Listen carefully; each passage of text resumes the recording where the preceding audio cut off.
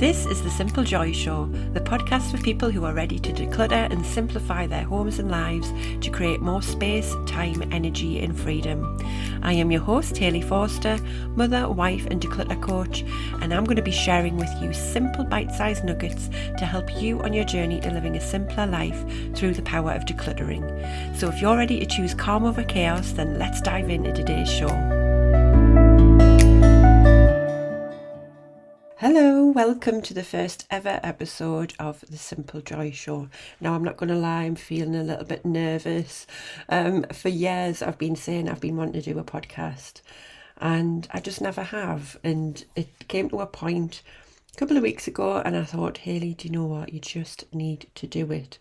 Because I looked at my goal list for the year. It was coming up to the end of June, and I thought, halfway through the year, let's just have a little bit of a review. And I looked and it said launch podcast in July. And I'd put back that date for months.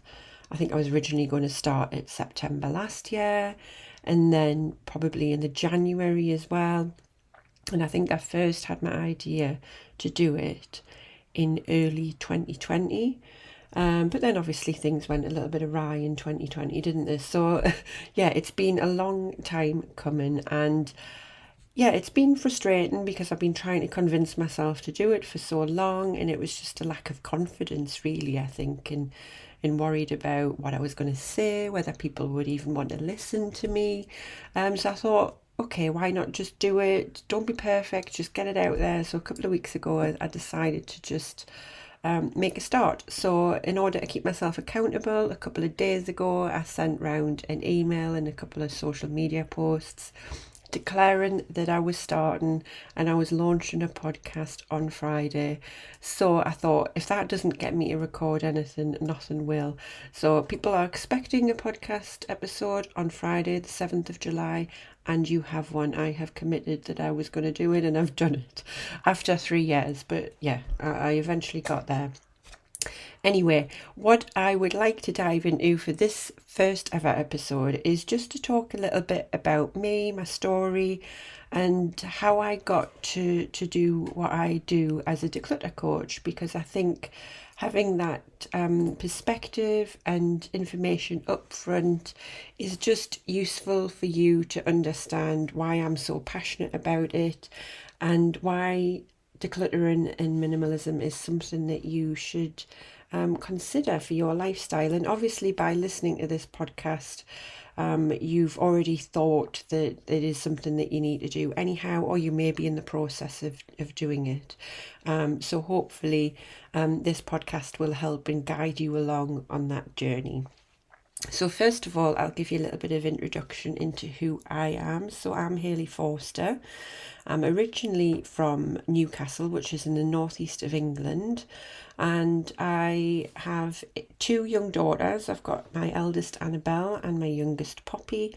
I'm married to my husband Pete, and we have been together since we're 17, high school sweethearts. Well, he wasn't in the same school as me, but I met him when I was at high school.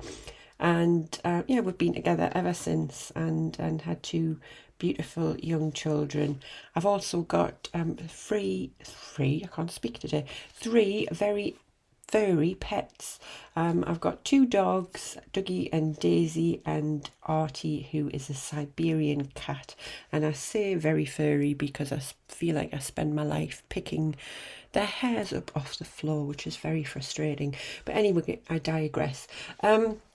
So yeah, I'm originally from Newcastle. We now live in West Yorkshire near Leeds, and that is something that we did about 8 years ago now, for my career, because my corporate career from the past is that I'm a fragrance designer. So I originally done forensic science at university, believe it or not. It's completely not related to where I've went in my life at all, but it was a subject that was very intriguing to me. So I'd done forensic science at university, absolutely loved it, but I didn't want to do that as a career. So I then just started to apply for research chemist roles, and I ended up falling into the fragrance industry, and I became a fragrance designer with a company called Procter & Gamble, and I was there for about 10 years. working on designing fragrances for lots of brands that you're probably more than aware of that are in your cupboards at home. Things like Ariel and Fairy and Daz and Pantene, things like that. And after 10 years, I got headhunted by a company called Unilever, and that is when we moved down to Leeds, down to West Yorkshire with my family to start a new job there where I was the fragrance manager for deodorants, the deodorant category. So I was working on things such as Dove, Sure, Lynx, Impulse, things like that. And after about 2.5 years there, I decided corporate was definitely not the place for me anymore. I think I had my fill of corporate life, and I quit that, became self-employed, and I have never looked back since, really. And I've got a couple of businesses, one being consultancy for fragrances that is sporadic but very, very intriguing and allows me to travel the world, which is very exciting. I'm also a digital marketing person who looks after people's social media and such for their businesses. I suppose that's the best way to describe it. And I am a declutter coach, so I help people declutter their homes. But how did I get here? So I'm going to go back in history a little bit, because I think having a little bit of perspective on my background is will help you understand as to why decluttering helped me as I entered my my adult life. So when I was a young girl, I was born into a family where my mum was very poorly. So she had some chronic illnesses.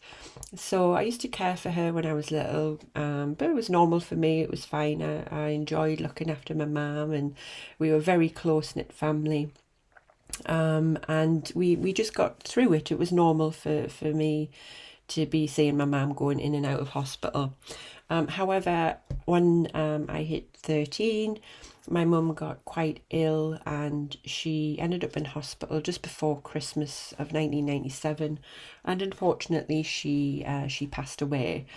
And I was 13 years old, so it was very difficult. I think it's always difficult to lose a parent, but when I was 13-year-old, it was particularly hard. I'd lost my mother, but my best friend as well. And it was a struggle after that. I I'd always been quite attached to possessions growing up, and I think that was a way of me trying to connect to my memories and events in my past that I wanted to keep with me. So I became a little bit of a hoarder when I was little, and it was fine when I was a little girl. I didn't really have that much stuff, but over the years, obviously, that expanded and became much more of a problem.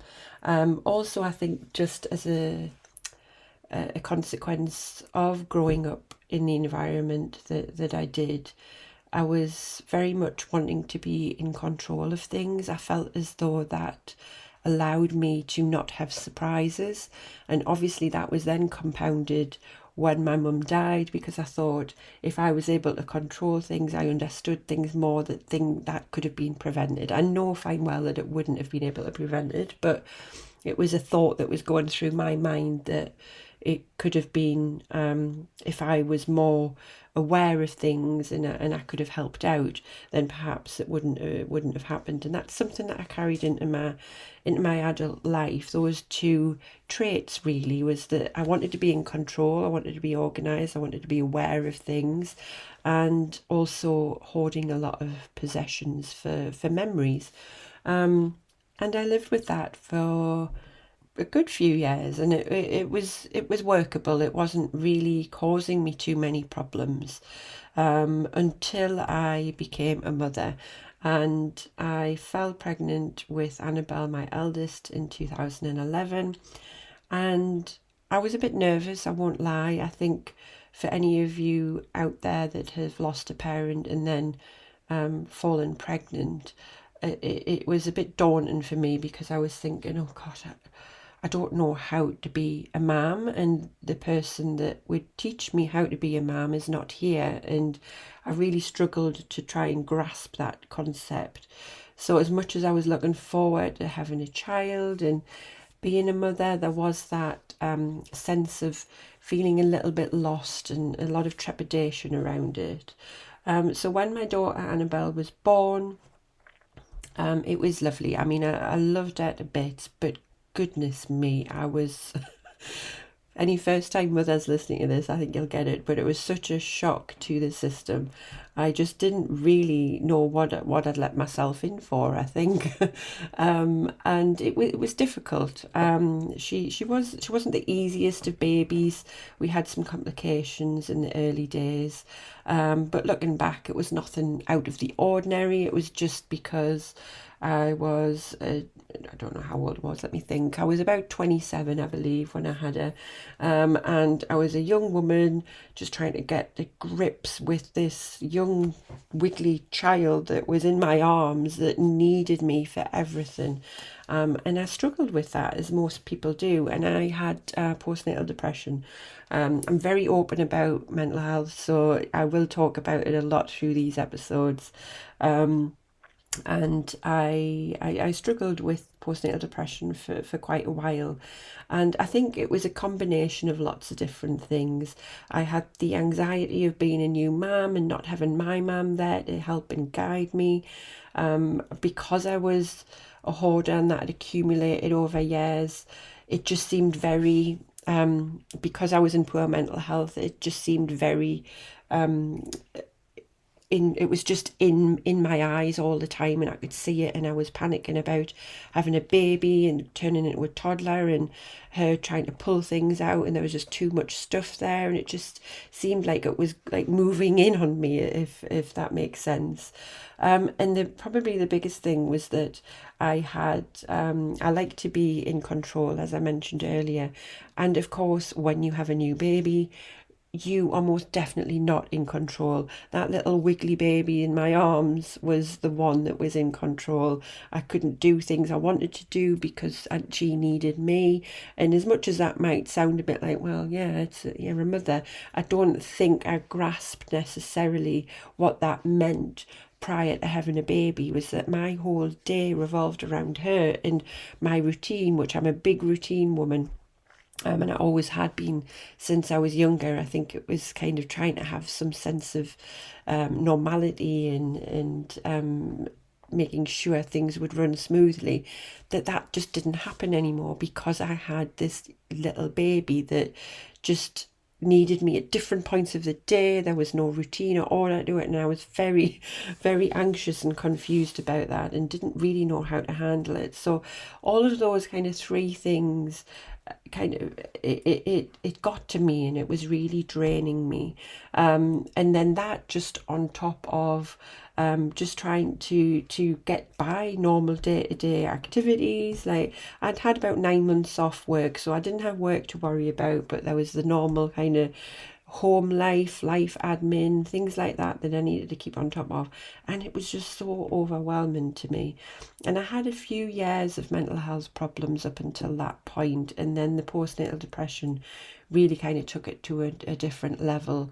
And I'm not ashamed to say that I probably reached the lowest point I have ever reached with my mental health at that point. I was incredibly low.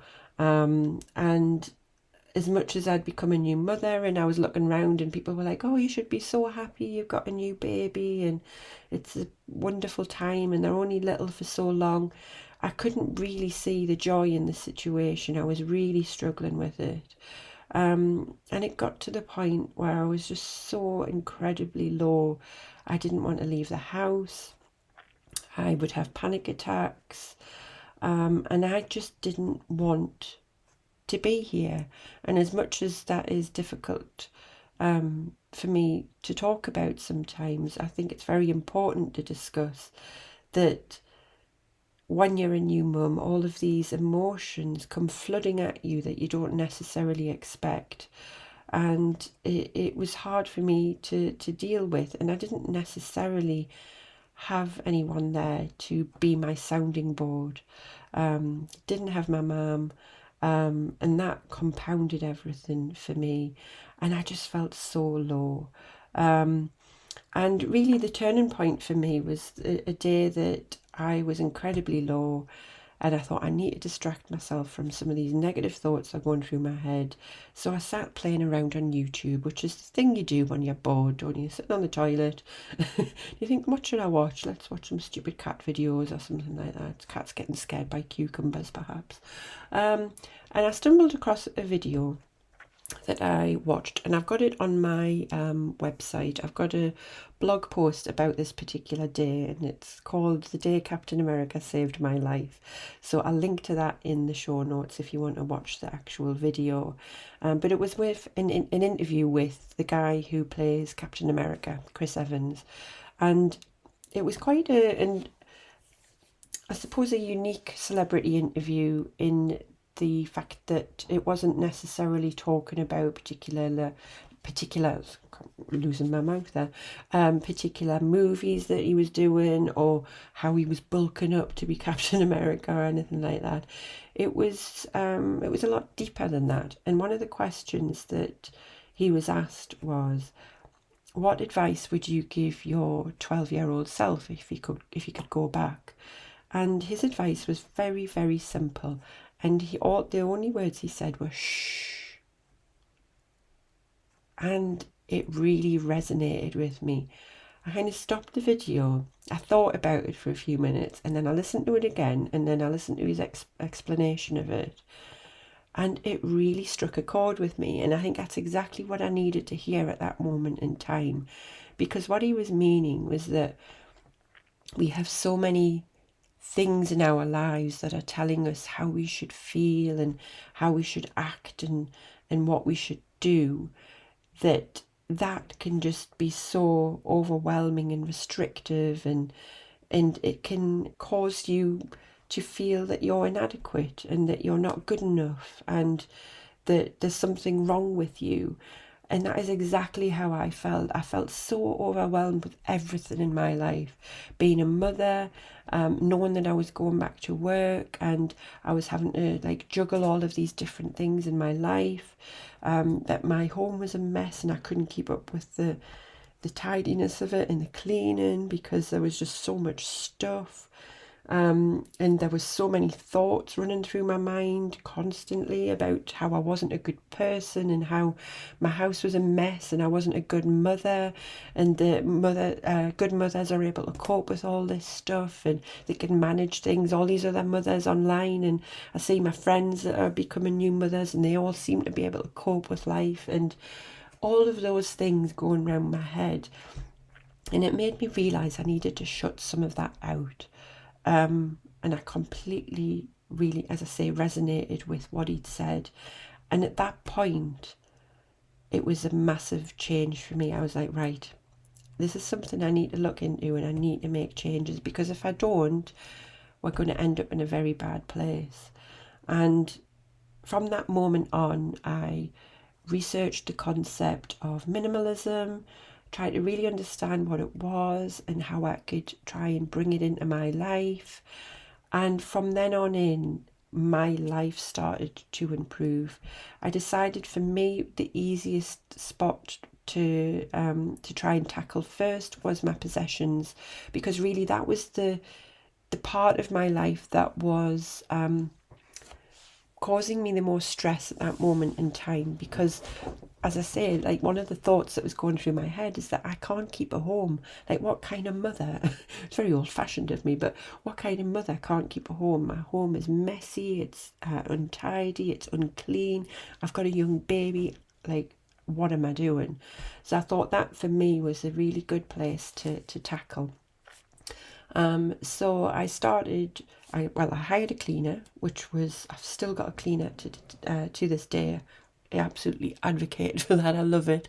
I'd much rather be spending time with my kids than cleaning my bathroom. So I don't mind saying that I have a cleaner. But for me, the work that I undertook really was to start decluttering. And it was the easiest area for me to start to look at, because I think there's so many areas I could have decluttered, because as you'll learn as I go through these episodes that decluttering isn't necessarily just about your possessions. You can talk about like commitments and relationships, negative thoughts, things like that. And those seemed much too big of a task for me at that moment in time.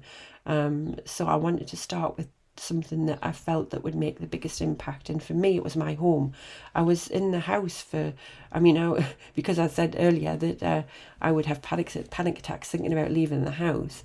That I was in the house a lot for those first 9 months of my baby's life. And yes, I took her to classes and stuff like that, but I spent a lot of time in my home.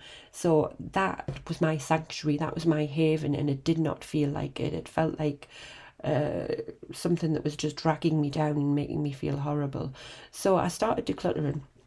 And I'm not going to lie, it wasn't easy. It wasn't something I was just able to start doing and then I just continued and it was all amazing. There was some difficult moments, but I ended up decluttering about 70% of my possessions.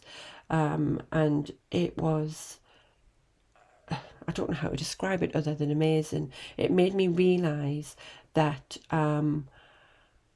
I didn't need all of the stuff that was in my house. I was holding on to all of these things, but I didn't need them. And actually, not having them in my house made me feel a hell of a lot better.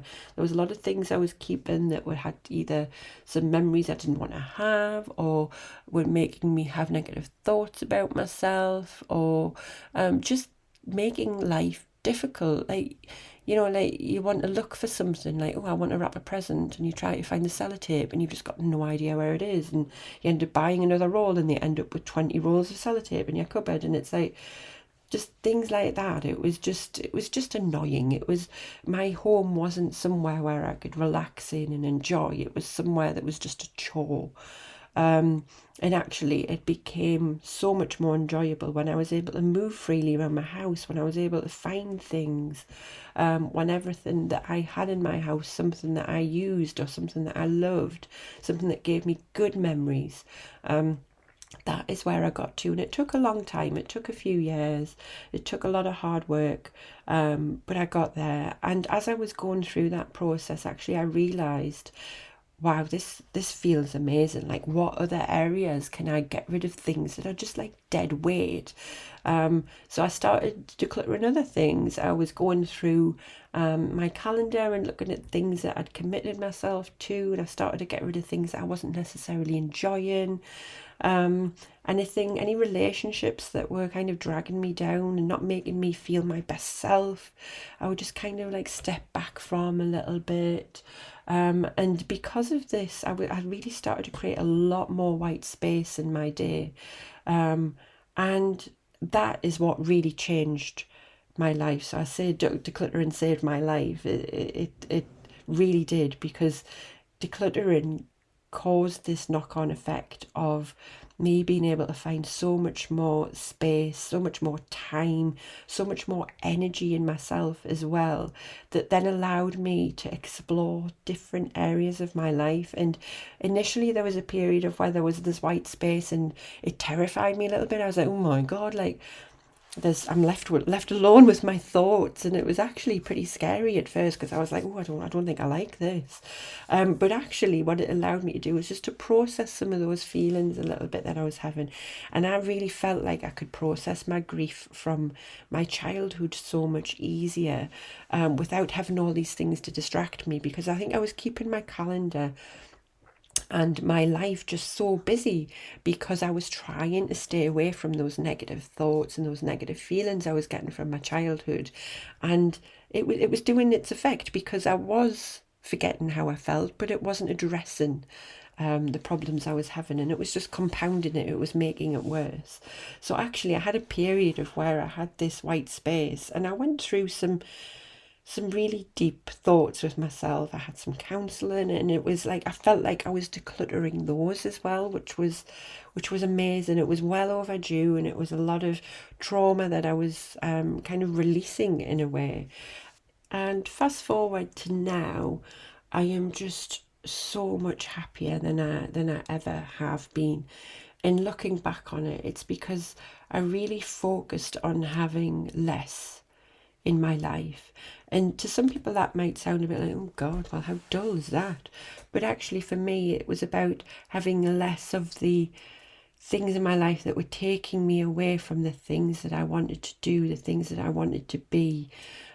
So having less in my life allowed me to focus on the bigger things in life. I was able to feel more joy because I was spending more time with my family.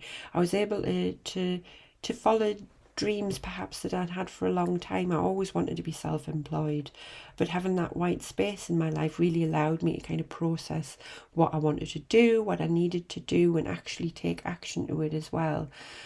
So when I say decluttering saved my life, I really mean it, because I went from feeling lost, feeling desperate in a way, to being really content and really happy. And I think that would be the biggest word for me, is content. I just feel so relaxed and calm with life now, and I can take things in my stride. I used to be very uptight. I would be tightly wound and very anxious and worrying about things all the time, and very, I suppose, anal with my organisation and worrying about things that might happen. Whereas now I'm just so much more relaxed, and I'm able to just tackle things. And that's because I've created more kind of time and space in my life. That yes, life will throw us crap. Life will throw things at us that aren't necessarily joyful all of the time. But because I've got that space, time and energy in my life and in my days, I'm able to perhaps handle those in a much better way than I would have done in the past. And it's so much healthier for me. I feel, as much as I have struggled with physical health, I caught COVID in the very early days of 2020. So physically, I'm not in the greatest health that I ever have been, but mentally and emotionally, I feel the healthiest I ever have done because of that decluttering. Now, I'm not saying that you have to feel as low as I did in the early days for decluttering to make a big impact on your life.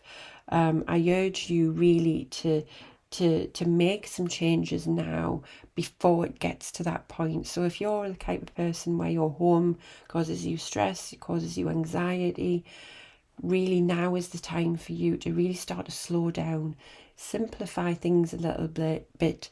Look at decluttering your home. What to-dos and commitments can you start reducing? And really just understand what it is in life that you love, what it is that you want to focus on, and really start to get rid of everything else that isn't that.